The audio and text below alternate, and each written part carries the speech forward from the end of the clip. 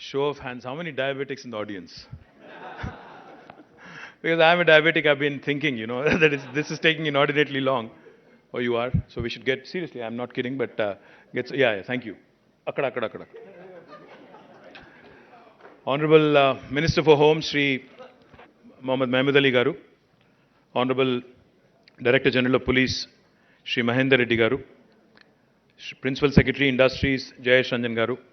CP Hyderabad, Stephen Ravindra Garu. Gauranilu, Scient Chairman and Founder, Sri BVR Mohan Reddy Garu. Chevella Parliament Sabbilu, Gauranilu, Dr. Ranjit Reddy Garu. Gauranilu, Sthanika Shasan Sabbilu, Arikapudi Gandhi Garu. Honorable MLC, Sri Naveen Garu. Director of IIT, Sri Murthy Garu. Director of Triple IT, PJ Narayanan Garu. High SIA President, Manisha Sabu. Rajiv from Microsoft. Of course, Home Secretary, Sri Ravi Gupta Garu. ACB DG, Anjani Kumar Sinha Garu. CP Hyderabad, CV Anand Garu. Jitendra Garu. Rajkonda CP Garu. Mahesh Bhagwat Garu. Ade vidhanga, all the distinguished members in the audience from industry, from media, and of course, all the police officers who are gathered here. Firstly, I thank you. Thank you for your patience. Thank you for everything. Thank you for attending. Thank you for making this happen. Krishna, special thanks to you. I think you deserve a big round of applause along with Cyberabad CP. I think both of you, between the two of you, you've made this happen. My compliments, congratulations. I was just sharing a joke with Mohan Reddy Garu. Recently, we went through a by-election in our state, in Munugodu. Talking about cyber crime, talking about cyber security, etc. Cyber crime is not now confined to one sphere of life. Even in politics, it has come in. Voters are being lured by way of Google Pay and, sending money directly into the accounts of voters as well is happening. So I think new age crimes need new age solutions. So Election Commission of India may also need to be, engaged and involved, not just police and not just law enforcement, but also I think we need to start sensitizing Election Commission and others as well. But more importantly, I think, today, as DG pointed out, as Cyberabad CP pointed out, technology has become all-permeating. It is permeating into all spheres of life. There's not a single sphere of life which is exempt.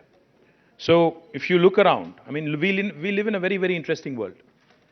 Our country is about 140 crore people. The number of devices, I think, outnumber us. Today, I think each of us sitting in this room possibly has more than one phone, I'm guessing. One for public usage, one for private usage, etc., etc.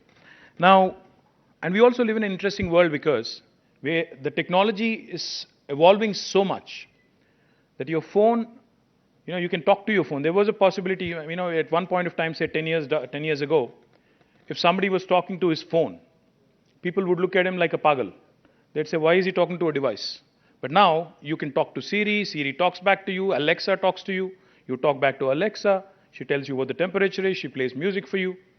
Even in the car, there is a lady guiding you where to go, how to go, where the traffic is, where to avoid, etc., etc. So we live in a very interconnected world where devices talk to each other.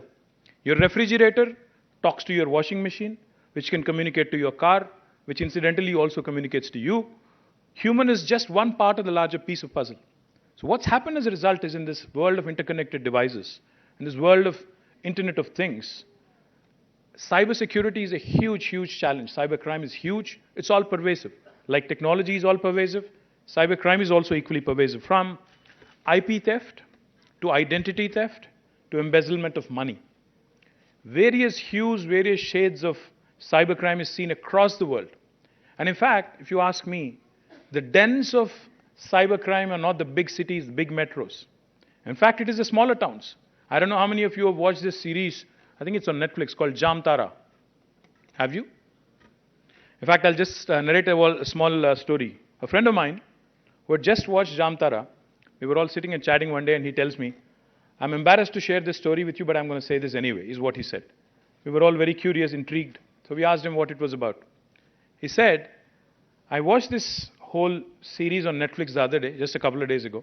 And then, suddenly when I'm at my home, I receive a message from a cousin in the US saying I am in urgent need of 1 lakh rupees from his phone number, from his cousin's phone number, which he had stored on his phone. So he wouldn't think otherwise, right?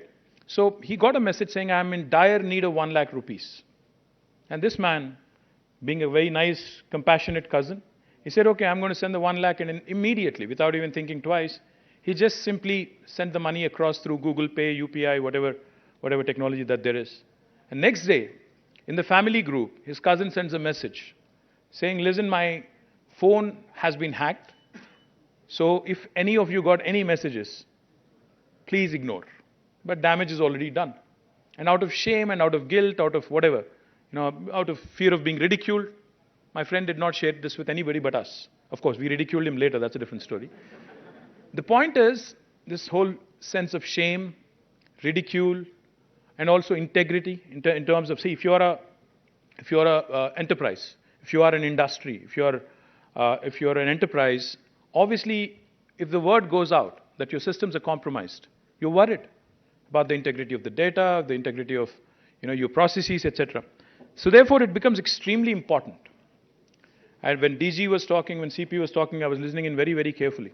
And of course, when Mohan Reddy Garu was mentioning that awareness needs to be promoted. How many of you here in this room know that there is a common toll-free number to report cybercrime? Anybody? I mean, not the police officers, of course. Come on, man. Anybody other than police officers who actually know that there is a countrywide toll-free number? Not a single one of us. Thank you, man. I think you're also a policeman without the uniform. Thank you. 1930. That's the toll-free number. Unfortunately, even I was not aware till I walked in here. 1930. In case there is a cybercrime, how effectively we use 100. I think 1930 needs to be populated. As Mohan Reddy Garu was saying, awareness, unfortunately, is lacking. Secondly, the problem, the conundrum, the dilemma from a government perspective. If we see increased reporting, if we see increased filing of FIRs, there is that lurking fear that the media will say the crime has increased in the city of Hyderabad, in the state of Telangana. But the fact is, if it is unreported, while the crime may have happened, if it is unreported, you're just living in denial. There is crime still happening. It's just that it is not reported. So the dilemma from a government perspective, from a lawmaker perspective is, do we then glorify the numbers? Do we then say that more reporting is happening? Is it a good thing, bad thing, etc.? But I think what's extremely important is that we build institutions that outlast individuals. See, all of us who are seated on this podium here, or those who are seated right in front of us, I think we are all ephemeral, we are all temporary. We're all going to give, a way to the future order.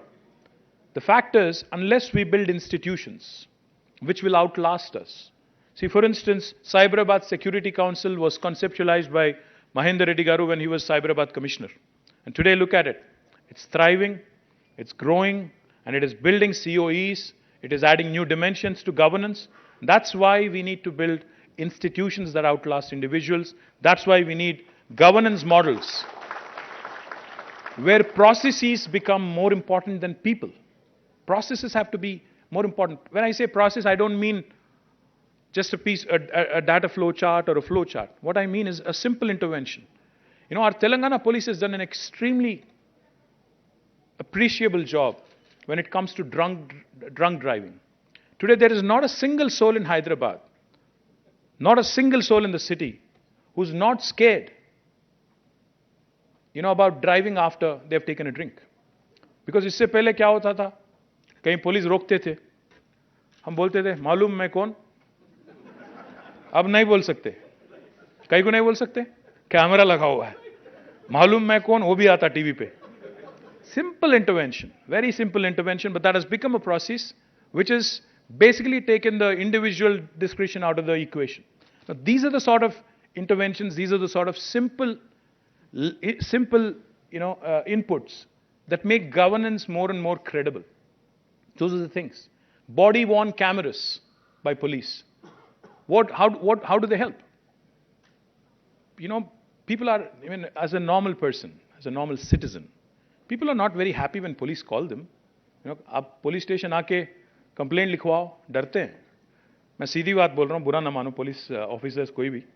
लोग डरते हैं, आज भी stigma है, आज भी डरते हैं, आज भी कोई खुशी खुशी पुलिस स्टेशन तो नहीं आता. Please correct me if I am wrong. या The point is, what happens is the uniform, the power that comes with it, the responsibility that comes with it. Sometimes some people take it to their head. As a result, I'm not talking about IPS officers alone, I'm talking about general uniform wearing services. What happens as a result is citizen is looked at as a subject, an object, not as a human being who actually is in pain. As a result, a lot of times the human element, the human face of government is missing. But when you wear a body, when there is a camera on your body, you're conscious that there is somebody in the control room who's watching me, how I behave with the citizen, and how the citizen is engaging with me. Why are these things needed? Because these are needed. The checks and balances in the system are absolutely needed to make sure that we deliver better governance. So my compliments again to DG, to the entire police force on effecting these very, very important, simple but important changes. More importantly, coming to the topic at hand, I think proactive policing, of course, and usage of technology, I think is something that we cannot do without. I'm really, really happy because when I was in the US a few years ago, I had met Ajay Banga, the then CEO of MasterCard. Me and Jayesh, we all met him in New York. So Ajay told us, Ajay actually went to school in Hyderabad, Hyderabad Public School. So Ajay told us, on a good day, the MasterCard server gets hit at least 30,000 times by hackers, on a good day. On a bad day, it could be as much as 500,000. So imagine the kind of threat we are living under right now. Each of our systems is supremely vulnerable. So what do we do? How do we do? Because as in more reliance on networks, as in more reliance on 5G services, 6G services, the proliferation of technology, this is going to be a huge challenge. So therefore, I compliment the CP of Hyderabad on this wonderful initiative because I think it's important that he brought all the stakeholders together, industry, academia. I met with the Dean of Nalsar. I also met with, of course, IIIT and IIT deans. And I'm really impressed with what I saw here. Of course, the number of policemen and women who have been trained as cyber warriors is limited. But I think what's more important is how quickly, as Mohan Reddy Garu said, we can do capacity building. And that can only happen with industry participating. If you join in this effort, I think we can augment our capacities, we can build our skills rather quickly. And I thank Mohan Reddy Garu for coming forward with contribution. And he said pro bono, he would do it. And I would urge all of the industry participants here and HICIA president to please take the lead to make this happen as well. Another thing I also wanted to point out, in fact, most of the victims of cybercrime actually are those who live in the cyber world, primarily the IT guys. Now, we have more than 800,000 employees in the IT sector working from Hyderabad. If you also add up a few more lakhs, who indirectly work in the IT space, I think you have more than 1 million people working out of Hyderabad alone. And I'm very confident if you actually reach out to them. Jayesh Garu, between Jayesh and DGP and the entire police force, we can actually, how we leverage village police officer system in villages, making citizen policing an integral part of policing. We can do something very similar here. We can actually have these employees in the IT sector work with us, help us, guide us, evolve, skill, upskill and reskill as we move along the path of evolution. My humble request to you, you've also mentioned that, your team had also mentioned that you're working with MSMEs, trying to assess their capabilities, vulnerabilities, etc. But please do it in tandem with Industries Department. Because we are having several facilitation councils. We have district industry officers. We can work with you. We can actually sensitize the entire MSME ecosystem, make them more robust, ensure that they build capabilities to thwart any cyber attacks on them. Let me also quickly compliment you on coming out with SOPs. I loved what I saw. When I said individuals need not be looked at, but institutions need to be built. I loved the fact that you've built SOPs. And I also loved the fact that you actually recognized and applauded your policemen and women who have actually written those SOPs. I think that deserves a big round of applause for the CP Hyderabad. What I also liked in the tour is the policy advocacy bit. CP Hyderabad was telling me that, we're not only going to be proactive in terms of ensuring crimes do not happen, but we also are promoting policy advocacy to through, say, for example, KYC, KYC norms to enterprises. Likewise, policy interventions to the government as well, various agencies of the government. That's extremely important. I know Nal sir has been working on drafting, Balakrishna Reddy garu is here. They've been drafting a piece of legislation on cybercrime. And Telangana will become the first state in the country to have drafted a piece of legislation on cybercrime. We will make it happen. Please send it across quickly so that we can make it happen. Likewise, I just have 3 requests. While they may not be directly relevant to this meeting today, I think these are 3 very, very important requests. And as a citizen, as a father, and also as a lawmaker, I urge Home Minister Saab and DGP Garu to make this happen. Recently, I had received a request from a lady called Sunita Krishnan, who runs an NGO, who is a very popular, NGO that is, to create a list of sexual offenders, a registry of sexual offenders in our city, in our state. I think it's extremely important to keep our children, keep our women, keep our boys, everybody safe. So therefore, I urge Home Minister Saab, आप sexual offenders का registry बनाइए. उनको एक बार वो registry में शामिल होने के बाद उनको कहीं भी employment नहीं मिलना चाहिए, उनको कहीं भी आगे जाके कोई सुविधा ऐसा नहीं मिलना चाहिए गवर्नमेंट की तरफ से जिससे वो फायदा ले सके. तो मैं उम्मीद करता हूं सर कि आप और डीजीपी साहब सेक्सुअल ऑफेंडर रजिस्ट्री जल्द से जल्द ला लें. और दूसरी बात, I'm always fascinated with technology which has a positive societal impact. Couple of years ago, along with Scient, we had done a wonderful hackathon, like hackathon. We had run a drone event, and in which, in fact, 2 young women came forward and had demonstrated some brilliant capabilities. They had come forward, and what they had done is basically, they had shown how a drone can be used as a first responder in the case of a distress. So for instance, if there is a young woman somewhere in the middle of the night, and if she's encountered some rowdy elements or sexual offenders, whoever, all she has to do is click a button, an SOS button on her phone, and drone will take off from the nearby police station as the first responder with a siren blaring, with a camera embedded and with a light inside. Now, because the police obviously will take time to navigate through the traffic, cutting across the lanes, etc., that might cost a few precious moments and precious time.